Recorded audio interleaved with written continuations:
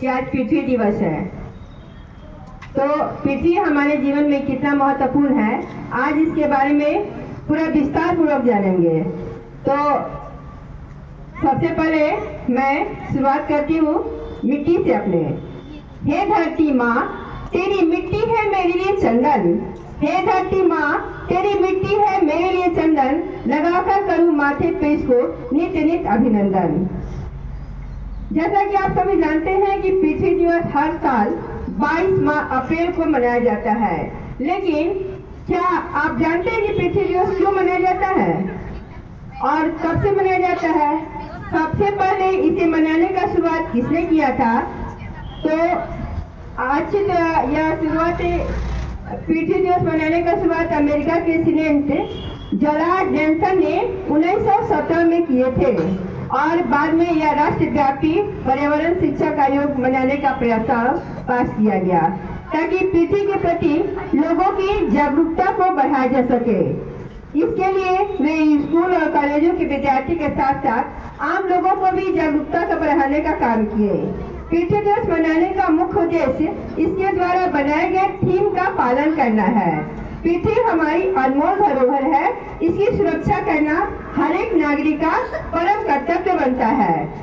और पृथ्वी हमें उपहार के रूप में बहुत कुछ दिया है, जैसे सूरज, चांद, तारे, वायु, नदियाँ, पहाड़, खनिज पदार्थ इत्यादि। और इसे सुरक्षित करना हर एक मानव का परम कर्तव्य है और इसे बचाए रखने के लिए पर्यावरण के प्रति लोगों की जागरूकता को बढ़ाना आवश्यक है। पृथ्वी दिवस मनाने का महत्व मानव संरक्षण के लिए भी आवश्यक है, साथ ही ग्लोबल वार्मिंग के प्रचार प्रसार पर भी इसका सकारात्मक प्रभाव पड़ता है, जो हमारे जीवन स्तर को सुधारने के लिए प्रेरित करती है। छात्र और युवाओं को भी शिक्षण देकर जीवन स्तर की सुरक्षा करना किया जा सकता है। बढ़ती हुई जनसंख्या के कारण भी हमारे प्राकृतिक संसाधन पर अन्य आवश्यक बोझ पड़ता जा रहा है। संसाधनों की आवश्यकताएं और उसको उपयोग करने का पृथ्वी दिवस मनाया जाता है।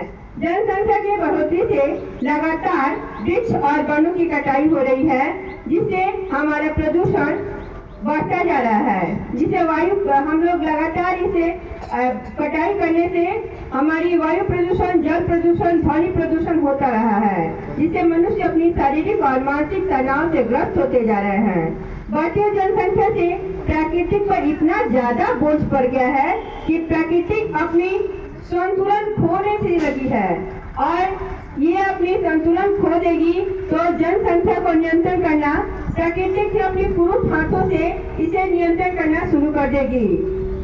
इसलिए प्राकृतिक का संतुलन बनाए रखने के लिए अधिक से अधिक वृक्ष लगाएं, जंगलों की कटाई न करें, नदियों की पानी स्वच्छ रखें, कल कारखानों से गंदे पानी नदियां में जाने से रोकें, प्लास्टिक का उपयोग कम से कम करें, पृथ्वी की उर्वरता को बचाए रखें, रासायनिक खादों का प्रयोग भी कम करें, वाहनों का प्रयोग आवश्यकता के अनुसार ही करें। पृथ्वी बचाएं, जीवन बचाएं। धन्यवाद।